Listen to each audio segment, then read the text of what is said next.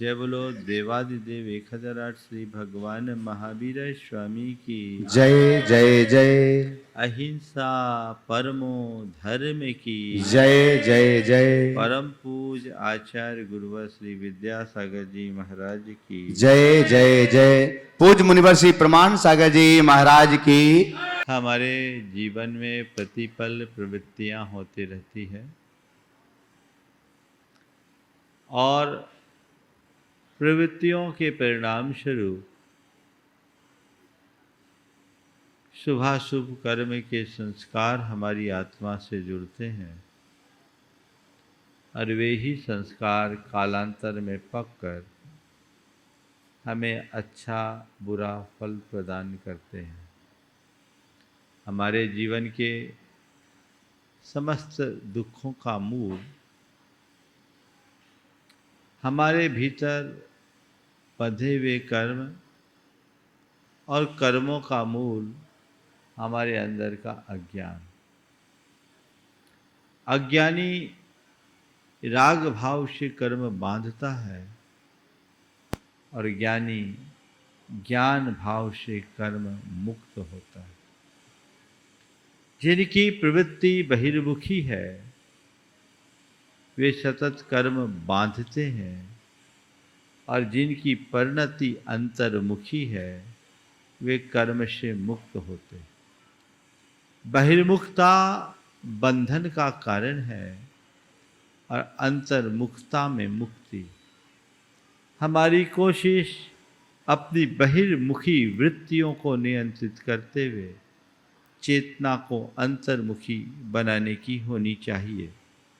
इस आशय की बात विगत दिनों से आप सबके मध्य चल रही है और सम्यक दर्शन के इस प्रकरण में बात तत्वों की है और तत्वों के क्रम में संवर तत्व की है।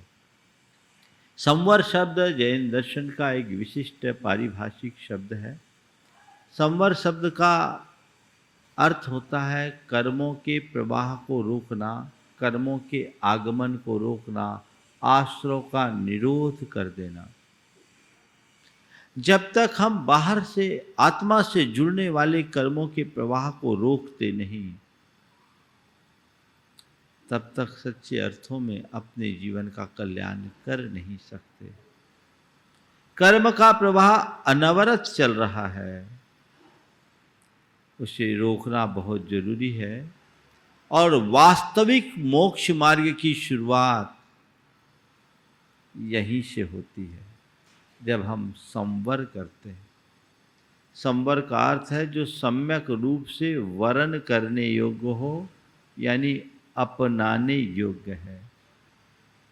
मैं मोक्ष मार्ग में कितना आगे हूँ और मैं मोक्ष मार्ग से कितना पीछे हूँ, इसका आकलन हमारे संवर और बंध के द्वारा या आश्रव के द्वारा ही हो सकता है। अपने जीवन में वो संवर घटित कैसे करे, तो यही बात कल कही गई कि मिथ्यात, असंयम, कषाय और योगों के कारण हम कर्म का आश्रव करते हैं, तो उससे पलटकर सम्यक व्रत, कषायों का निग्रह और उपयोग की शुद्धता से हम अपने योगों की शुद्धता से हम अपने कर्मों के प्रवाह को रोक सकते हैं। न केवल रोक सकते हैं अपितु उन्हें पूरी तरह से निरुद्ध भी कर सकते हैं, उससे मुक्त भी हो सकते हैं। इस संदर्भ में कल मैंने आप सबसे बात की थी कि हम सम्यक के बल पर मिथ्यात्व के आश्रव द्वार को रोकते हैं, बंद करते हैं।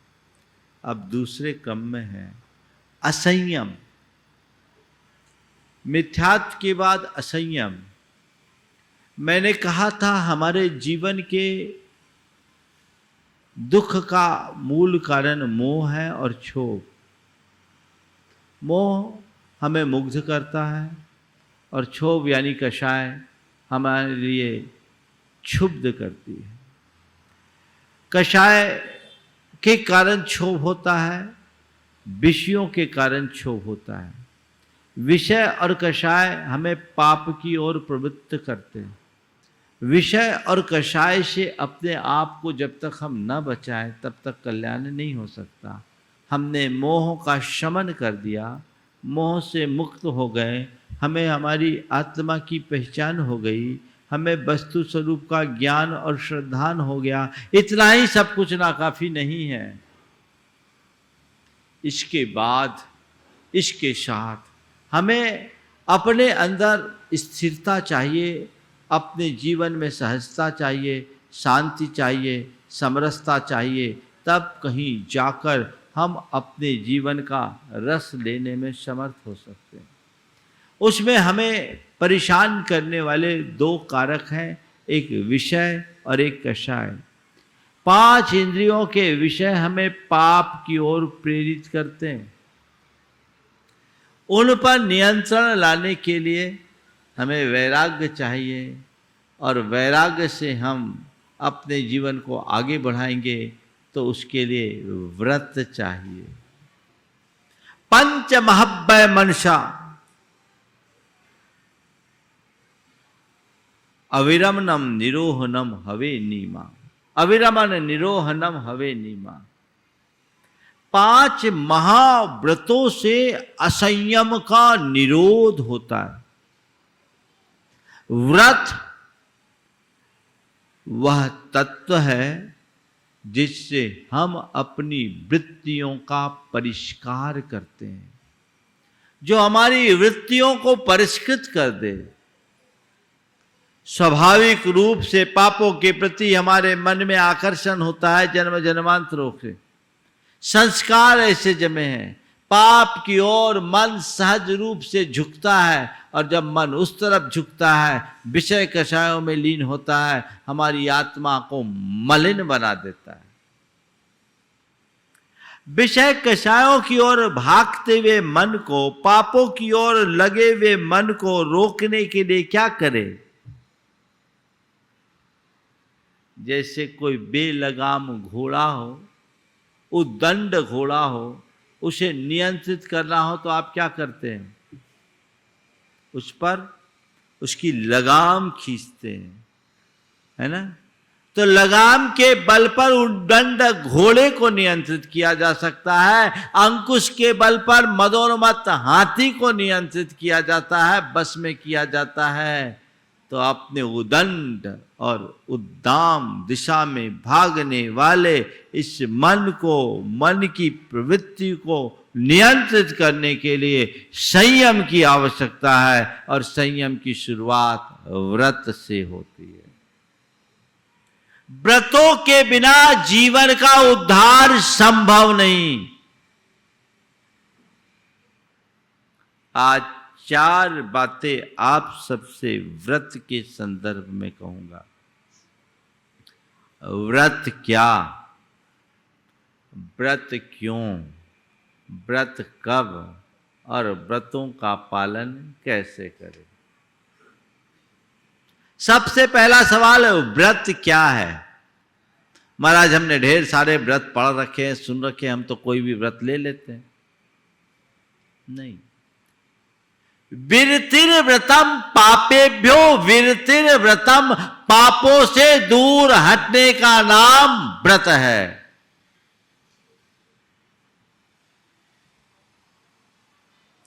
अपने मन को पूछो,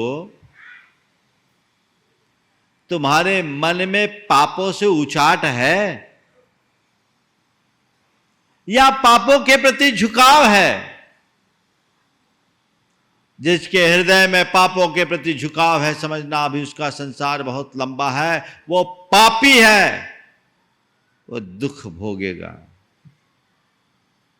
और जिसके हृदय में पापों के प्रति उचाट हो गई है, तो समझना वह धर्मी है, अपने दुख को काटेगा। हम किस स्थिति में हैं? पापों के प्रति मेरी क्या मानसिकता है? 2 तरह के लोग होते हैं, पाप रुचि वाले और धर्म रुचि वाले। मैं मान लूं यहां जितने हैं इनमें कोई की पाप रुचि नहीं है, सब धर्म रुचि वाले हैं, मान लो, हाँ मान लो, क्या हो गया, मान लो ना, सब यहां बैठे हो सब धर्म रुचि वाले, इनको पाप में कोई रुचि नहीं है, ठीक है। अगर मेरे मानने से तुम्हारा पाप छूट जाता है तो मैं तो यही मानूंगा कि यहां सब धर्म रुचि वाले हैं, पाप रुचि वाले नहीं। पर भैया पूरी बात को तो समझो, मेरे मानने से तुम राजा बन गए तो राजा हो जाओगे क्या? अगर मेरे मानने से कुछ होगा तो मैं तो तुम्हें भगवान ही मान लेता हूं, भगवान ही बनो ना, नीचे क्यों रहो। पर किसी के मानने से कुछ नहीं होता, स्वयं के होने से सब कुछ घटता है। तुम अंदर से क्या हो ये टटोलो, पाप रुचि है या धर्म रुचि है? महाराज अभी तो धर्म रुचि है, सम्मेत शिखर जी में आए हैं, बड़े रुचि पूर्वक आए हैं, और इस समय तो केवल धर्म ही दिख रहा है क्योंकि आप सामने हो, अभी सभा में बैठे हैं। इसके बाद उसकी बात की मत पूछो, उसके बाद की मत पूछो, क्यों? उसके बाद तो हम अपने असली रूप में आ जाते हैं। बोलो सही बोल रहा हूं कि नहीं बोल रहा हूं? अब नहीं बजाओगे ताली? ओ क्या ओम ओम ओम फुल फॉर्म में है आज। तो मैं क्या कह रहा हूं, पाप रुचि जब तक है तब तक व्रत का कोई मतलब नहीं।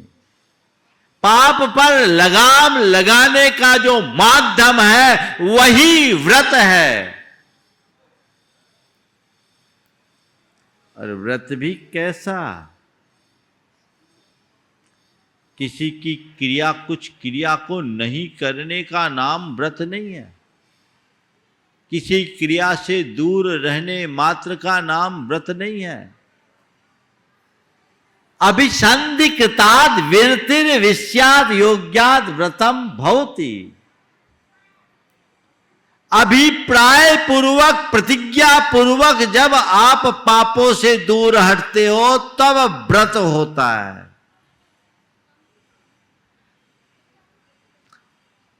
बिना उसके व्रत नहीं है। अंदर की विरक्ति हर व्यक्ति के हृदय में होना चाहिए। एक बात हृदय में अंकित कर लो, व्रतों को अंगीकृत किए बिना, व्रतों के अंगीकार के बिना जीवन का उद्धार नहीं है। अविरदस्त नहु खलु मोक्षो। तुम अपना कल्याण करना चाहते हो, तुम अपना उद्धार करना चाहते हो तो व्रतों को अंगीकार करो, उसके प्रति अपना उत्साह बनाओ। और ये कब होगा? जब धर्म रुचि बढ़ेगी और पाप रुचि घटेगी। आप लोग शिखर जी आए हो, किस लिए आए हो? बोलो, किस लिए आए हो? हाँ, वंदना करवे आए हैं महाराज। काहे के लाने आए? कि वंदना करवे आए। तो वंदना करवे काय आए? हाँ, वंदना करवे काय आए? पाप घटावे, धर्म रुचि बढ़ावे। वकील साहब है, पूरा गणित लगा लो। अगर ये प्रयोजन है तो सही है। और सच्चे अर्थों में तीर्थ क्षेत्र में आने का प्रयोजन भी यही है। मैं यहां आया हूं, हमने सुना एक बार बंदे जो कोई ताए नरक पशुगति नहीं हुई। वो तो मरवे के बाद पता चले कि जे हो कि न जे हो। अभी तो नहीं ना, अभी क्या पता है? हाँ? है ना? हमने सुना एक वंदना करने से इतने उपवास का फल मिलता है, अरबों। इसका तो कोई पता नहीं। ये सब परोक्ष लाभ है। प्रत्यक्ष लाभ क्या है? यहां आया हूं तो मेरी धर्म की श्रद्धा बढ़े और पाप की रुचि घटे तो समझना हमने सब कुछ पा लिया। किसकी वंदना करने आए हो? किनकी वंदना करने आए हो? बोलो, किनकी? बोलो तो, थोड़ा नीचे से भी तो आवाज आनी चाहिए। हाँ, जोर से बोलो, इतने लोग सुन रहे हैं। हाँ, महिलाएं कुछ नहीं बोल रही। किसकी? हाँ, आप लोग घर में ही आवाज ज्यादा होती है, बाकी नहीं। सिद्धों की, है ना? सिद्ध, किन सिद्धों की? कैसे गए वो मोक्ष? जिन्होंने पाप त्यागा, मोह त्यागा, राग त्यागा, द्वेष त्यागा, सारा संसार त्यागा, तब वो कर्म मुक्त होकर के सिद्ध बने। और हम उनकी वंदना करने आए किस लिए? बंदे तद्गुण लब्धे। सिद्धि पाने के लिए वंदना कर रहे हो या वो जो छोड़ गए उसको पाने के लिए वंदना कर रहे हो? हाँ? लोग तो कहते, एक दिन एक युवक बोला मुझसे, महाराज जी हमने सुना ये सिद्ध पीठ है, जैन नहीं था, हमने सुना है सम्मेद शिखर सिद्ध पीठ है और यहाँ वंदना करने से सिद्धि हो जाती है, हम इसी भाव से सिद्धि के लिए आए हैं। हमने कहा भैया ये सिद्ध पीठ है, बिल्कुल सिद्ध पीठ है क्योंकि सिद्धों का पीठ है, लेकिन तुम जिस सिद्ध पीठ की भावना लेकर आए हो उससे कोई फायदा नहीं। यहाँ आना है तो उस सिद्धि के लिए मत आओ जो तुम्हारे मन में पली है, यहाँ आना है तो उस शुद्धि को पाने आओ जो सिद्धि दिला दे। अपने अंदर शुद्धि बढ़ाइए, शुद्धि को पाने की कोशिश कीजिए।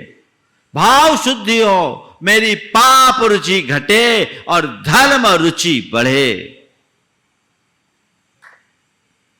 तो व्रत क्या है? पापों से दूर हटने का नाम व्रत है। और पापों से दूर हटने का नाम व्रत है, मतलब नियम ले लिया, महाराज हमें ये व्रत दे दो, आज मैं ये व्रत अंगीकार करता हूं, व्रत ले लिया हमने, दे दिया, हो गया व्रत। हाँ?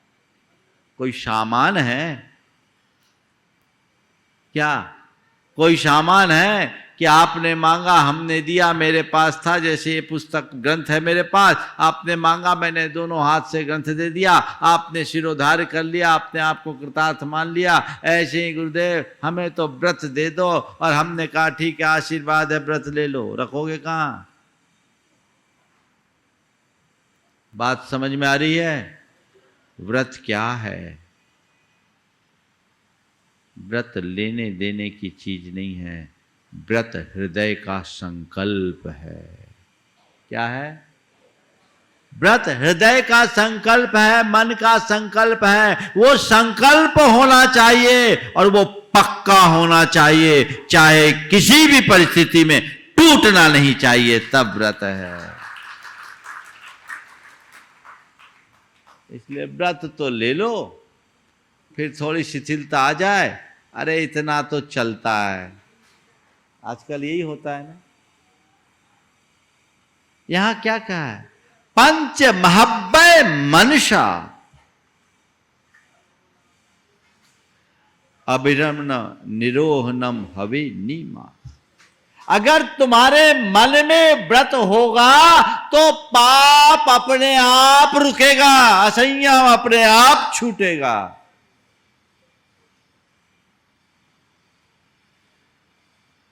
तो मन में व्रत रखो। महाव्रत जब रखना हो तब रखना, वो तो पुण्य से होता है, लेकिन हर मनुष्य को अपने जीवन में कुछ न कुछ व्रत तो रखना ही चाहिए। और जो भी व्रत अंगीकार करे उसे अपने जीवन की अमूल्य निधि बनाकर चलना चाहिए। हमने कहानी सुना है, खदिर साल भील की, खदिर साल नाम था। क्या व्रत लिया था उसने? कव्वे के मांस के त्याग का। क्या व्रत था उसका? एक भील जानवरों को मारकर खाना जिसका रोज का काम था, उस भील ने नियम लिया कव्वे के मांस के परित्याग का, है ना।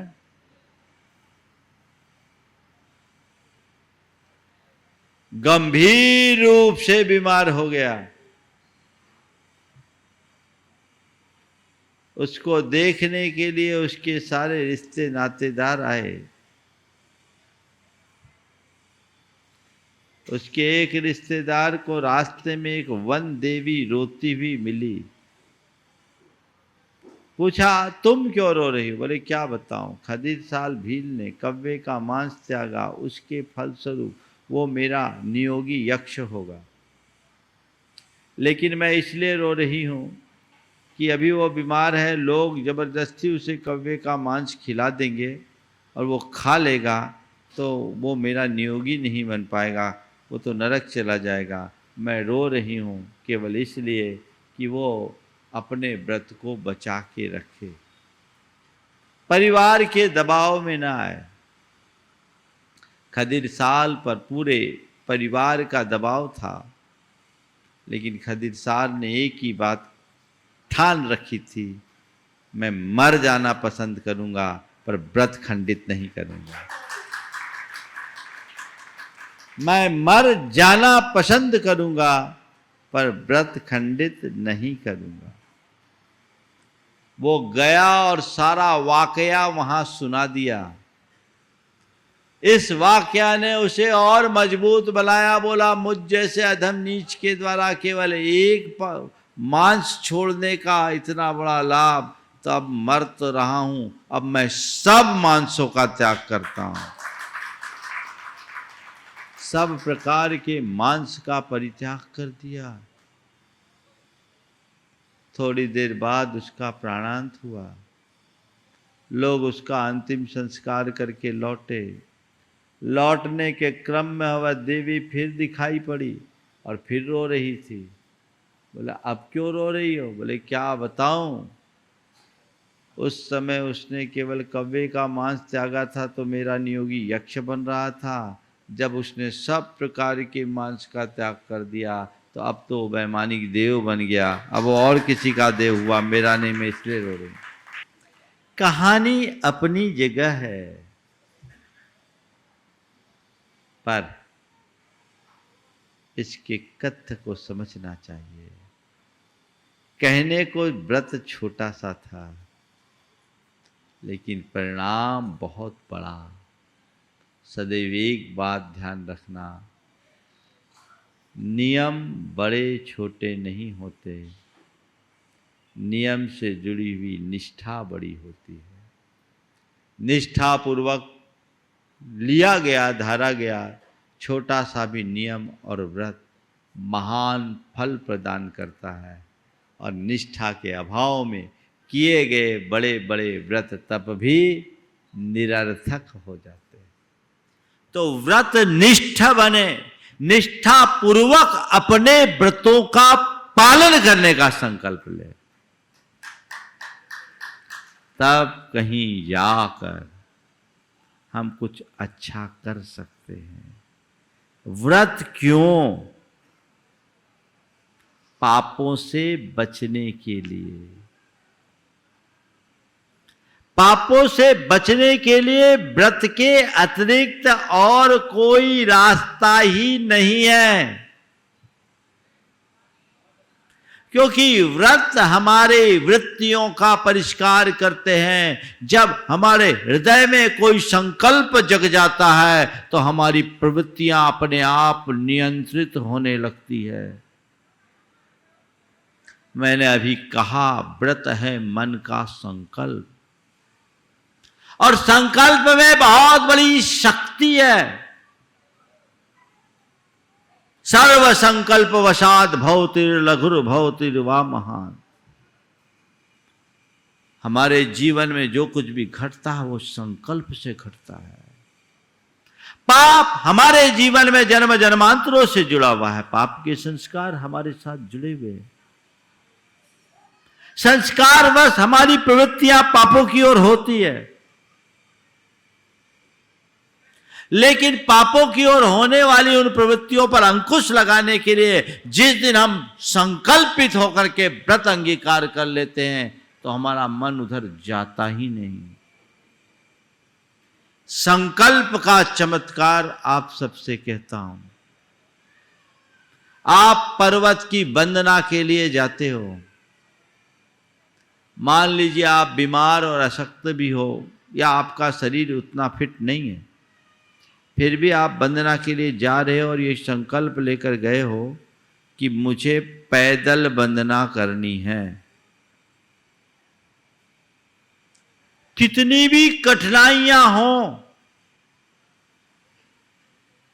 आप पैदल करके लौटते हो कि नहीं? लौटते हो। मुझे पैदल करनी है तो पैदल ही करनी है। मैं जब पहले समेत शिखर में था तब की बात है, मैं पारसनाथ टोक में रात भर ध्यान किया और सुबह वहाँ से वंदना करके करीब करीब 11 बजे चंद्रप्रभु टोक में था। एक परिवार था जयपुर का, जिसमें एक सज्जन थे जो करीब 78-79 साल के होंगे, बल्कि 80 प्लस होंगे। उनके साथ उनकी बहू थी 60 साल की और उनका एक बेटा भी था। 3 लोग थे, सब 60 प्लस थे। 11 बजे के बाद जब मैं चंद्रप्रभु से लौटने को हुआ तो वो मुझे मिले। ये बड़ा आखिरी टाइम था। मैंने पूछा, बहुत लेट हो गई क्या? डोली वाला नहीं मिला क्या? डोली नहीं ली? नहीं महाराज जी, हम पैदल ही आए हैं और पैदल का भाव लेकर आए हैं। जीवन का आखिरी समय है, आशीर्वाद दीजिए। 8 बजे तक तो उतर जाएंगे, हम पैदल ही करेंगे। ताली तब बजा भैया जब जरूरत हो, शांति से बैठो।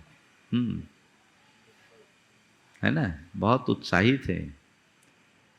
तो हमने कहा बहुत अच्छी बात है।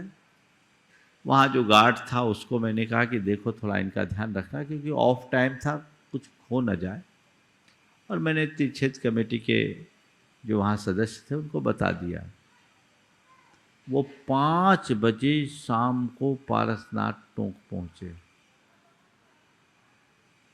और नीचे 5 बजे वहाँ से चले, उतरे तो करीब 9 बजे उतरे और बड़े हर्षित थे कि हमने पैदल वंदना कर ली।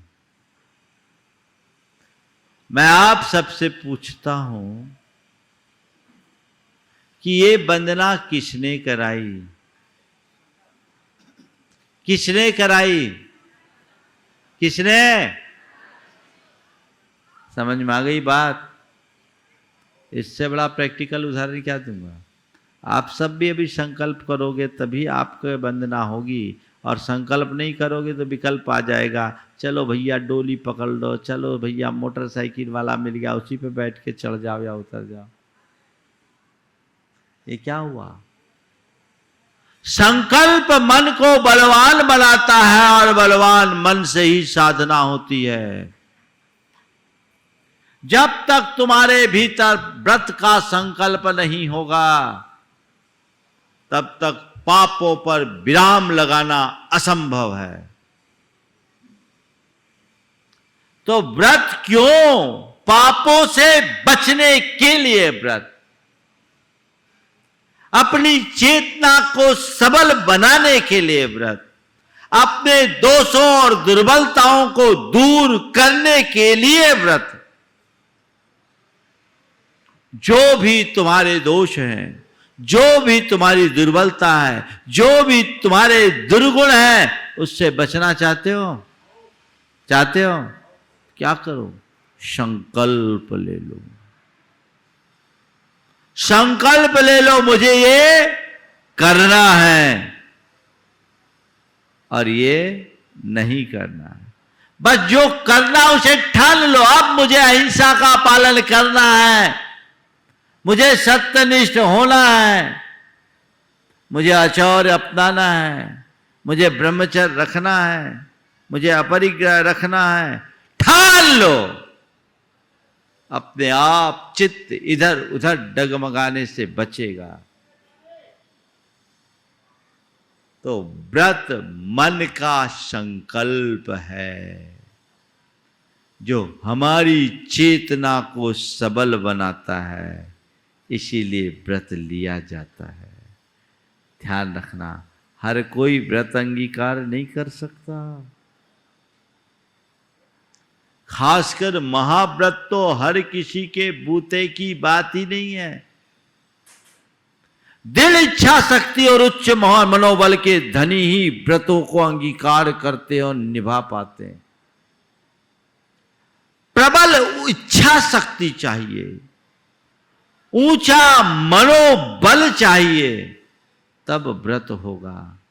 तो जिनकी इच्छा शक्ति प्रबल होती है, जिनका मनोबल ऊंचा होता है, वो व्रत लेते हैं, और जो व्रत लेते हैं उनकी इच्छा शक्ति और मनोबल और उत्तरोत्तर ऊंचा होता जाता है, तो आगे बढ़ते हैं।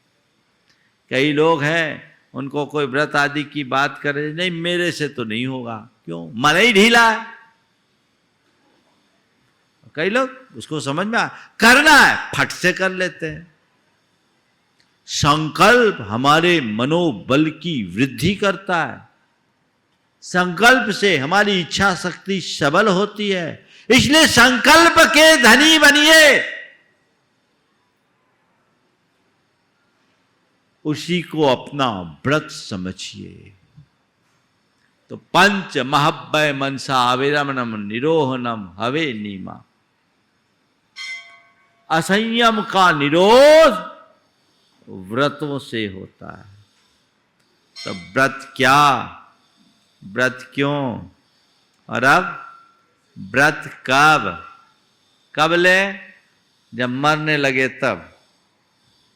कब, कब, जब शरीर में सत्व न रहे तब। कब, जब कुछ करने लायक न रहे तब। कब, जब तक शरीर में सत्व है तब। जब समझ में आ जाए तब। व्रत की कोई उम्र नहीं है। जिस पल तुम्हें समझ में आ जाए उसी समय लग जाओ, क्योंकि इस मनुष्य भाव का सार ही यही है। भवस्य सारम किम किल व्रत धारणम। व्रतों को अंगीकार करना ही इस मनुष्य जीवन का सार है। प्रतीक्षा मत करना, इतना करने के बाद ये व्रत लेंगे, इतना करने के बाद ये व्रत लेंगे, क्या पता उतना करने के बाद तुम रहोगे कि नहीं। एक बार एक आया युवक, उसके माँ बाप ने मुझसे कहा महाराज जी इसको कुछ व्रत दे दो। मैं उसकी तरफ देखा, उसने कहा महाराज बुढ़ापे में देखूंगा। उसने कहा बुढ़ापे में देखूंगा। मैंने कहा इसकी गारंटी है कि तू बुढ़ापा भी देखेगा? बोलो, कोई गारंटी है कि बुढ़ापा देखेगा? अभी कोई पता नहीं, अगले पल का पता नहीं, और बुढ़ापे में देखूंगा।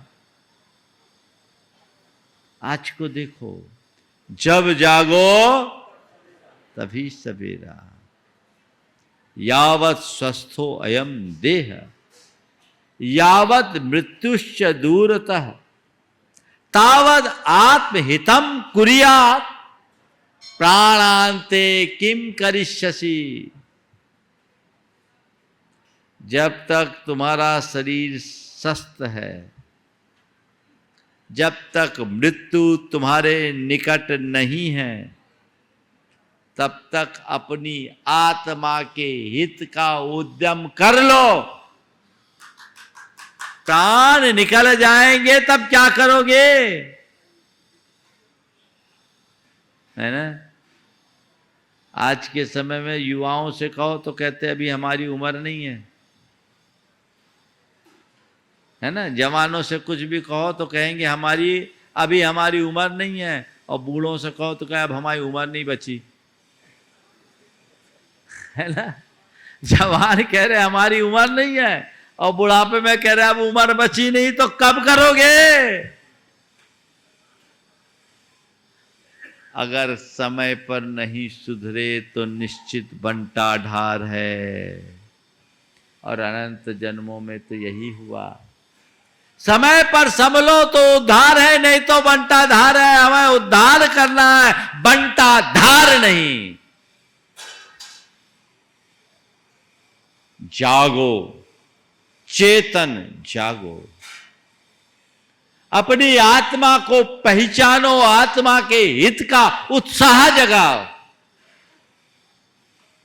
जो मुझे करना है सो करना है, मेरा जिसमें हित है उसमें मुझे रंच मात्र का प्रमाद नहीं करना है,